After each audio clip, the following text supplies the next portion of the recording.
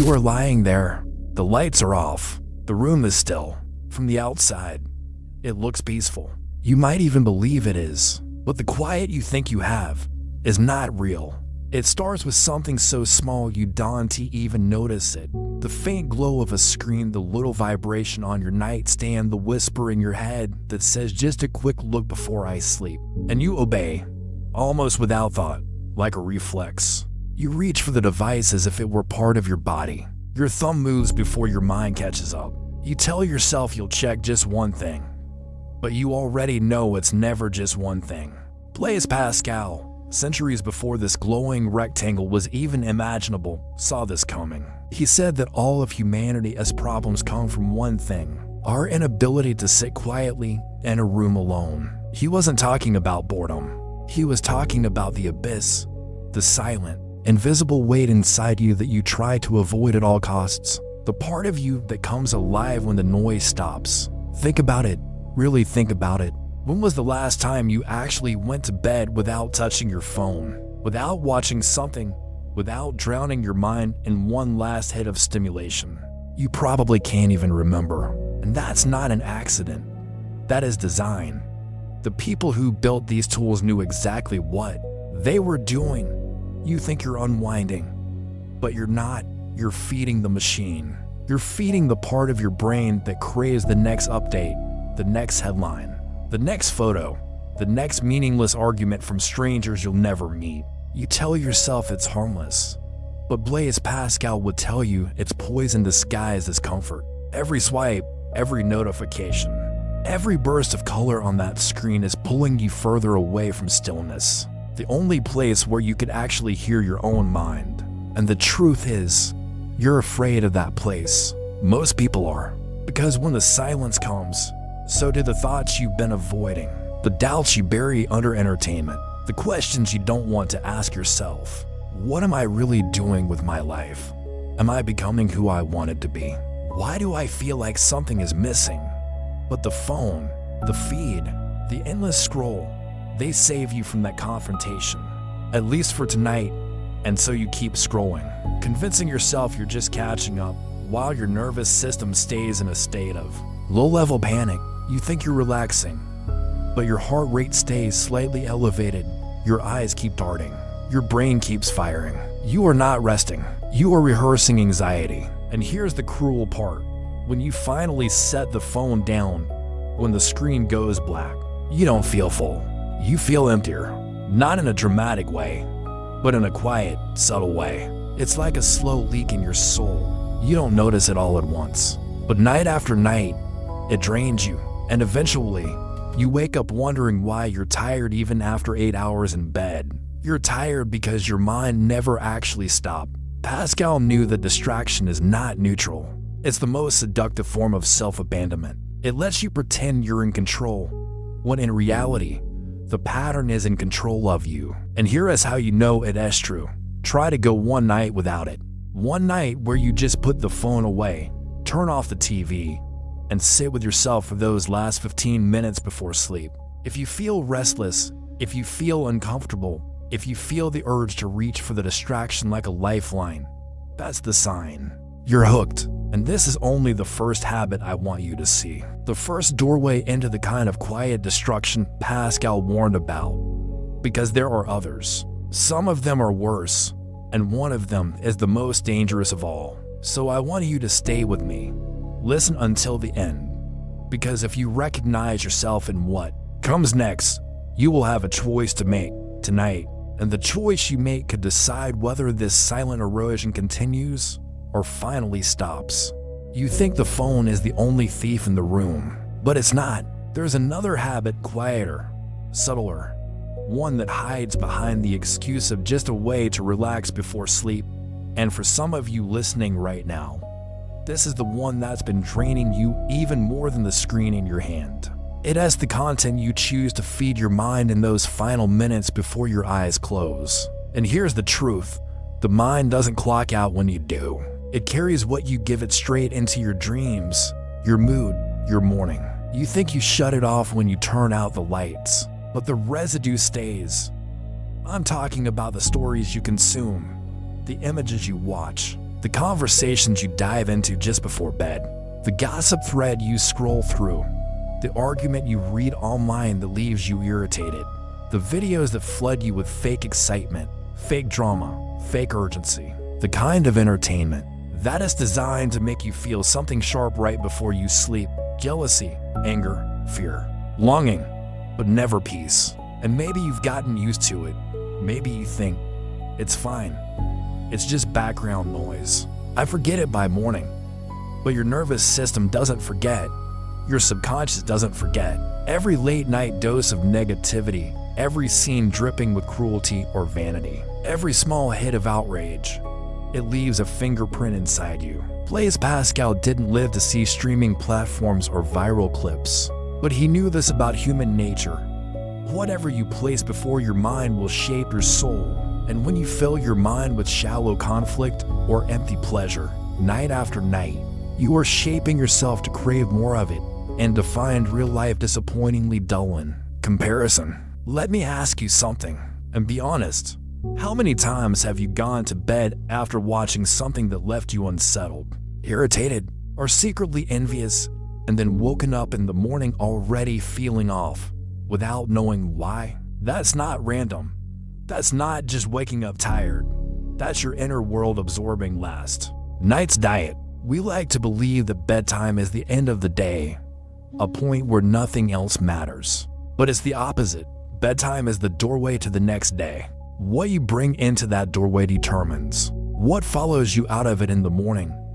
And if you keep carrying poison through the doorway, even in tiny doses, it will seep into everything. Now, here's where it gets dangerous. When you live like this long enough, the line between real and fake starts to blur. The petty drama in your feed starts to feel more urgent than the work you have to do tomorrow. The fictional tension in a show lingers longer than the real tension in your relationships. And the mind, always craving the quick hit of stimulation, begins to sabotage peace. Peace becomes too quiet, too boring, too unfamiliar. So you keep returning to the drama, the gossip, the outrage, not because you want to, but because the absence of it feels like withdrawal. And without even realizing it, you have trained your own brain to fear the silence it actually needs to heal. I want you to think about tonight. Really think about it. What will be the last thing you see before your eyes close? Will it be something that gives you clarity, focus, a reason to wake up with energy? Or will it be something that leaves you restless, carrying invisible weight you didn't need to pick up? The truth is, most people already know the answer. They've known for years, and yet they keep doing it. Because changing this habit means facing something harder, the question of why you need the noise. But this is not even the worst of it. There's something else, far more dangerous, far more subtle, that happens before sleep. It doesn't just drain your energy for the next day. It drains the very core of who you are, and it is so disguised as normal that almost no one sees it for what it is. We're going to talk about it, but not yet. Because before I show you the last habit, the one Pascal would call the deepest void of the soul, I need you to see clearly how far the erosion has already gone.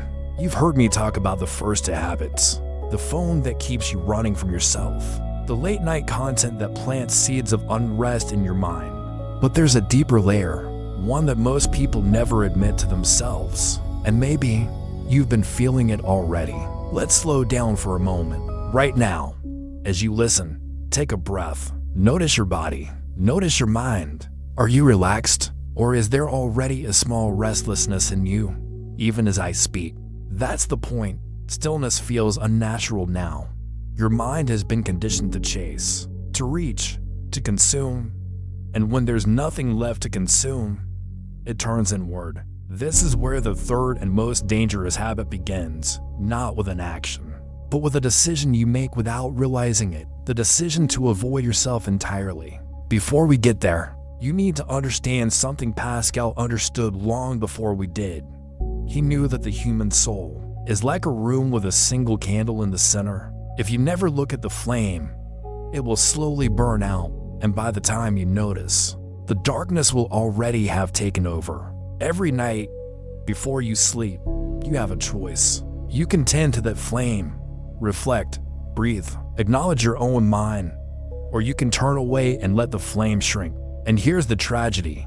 Most people, night after night, choose to turn away. They bury themselves in routine, not because it's meaningful, but because it's safe. They double-check emails that don't matter.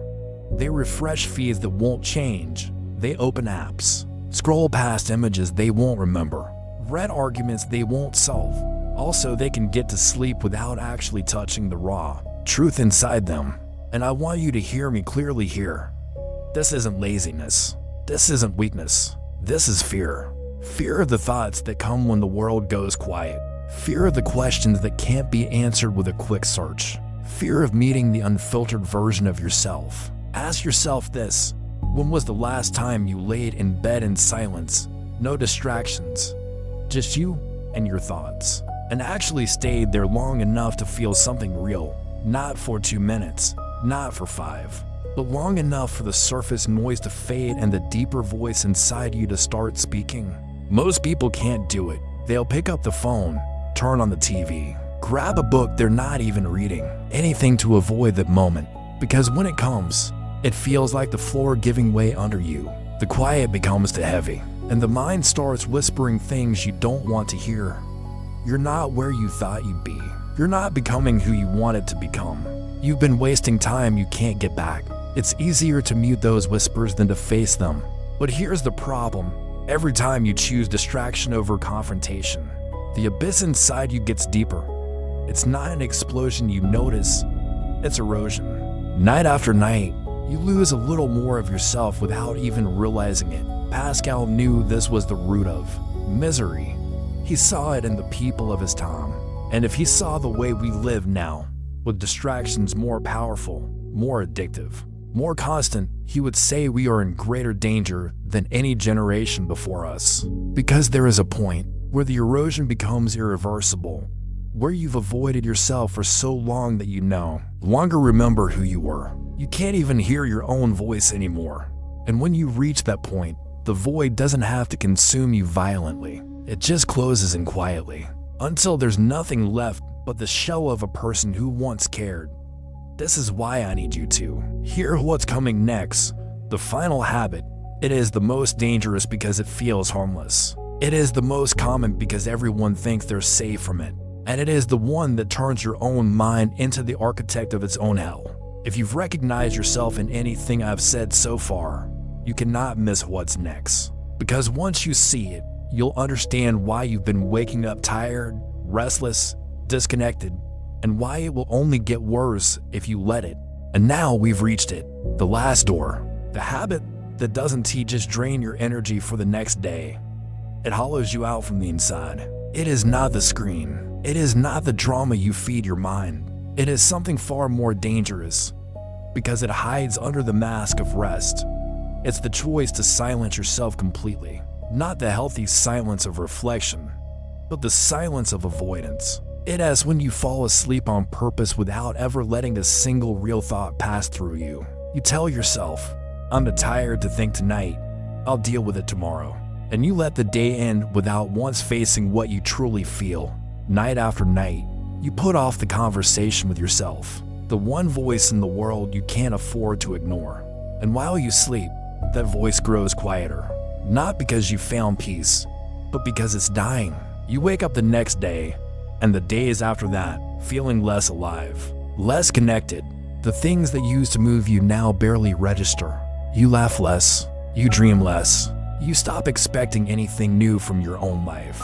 And yet, you tell yourself you're fine, because you've trained yourself not to notice the difference. Pascal understood this better than anyone, that the deepest void is not the chaos around us, but the emptiness we willingly allow to grow inside us. When you go to bed every night without meeting yourself in the dark, you are giving permission for that void to spread.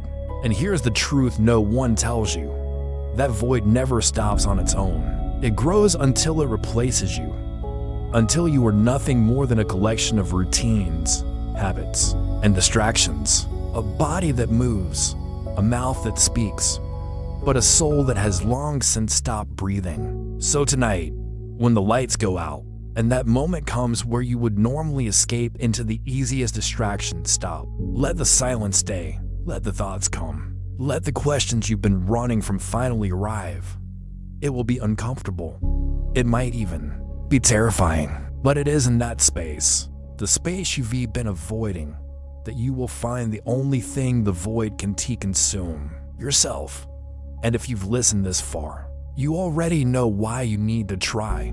Because if you don't, the next time you look for yourself in that darkness, there may be nothing left to find. Now, tell me in the comments right now, before you go to sleep, what is the one thing you've been avoiding thinking about at night? Don't overthink it. Just write it. You might be surprised how many people here have been running from the same thing. And maybe, just maybe, tonight is the night you stop running.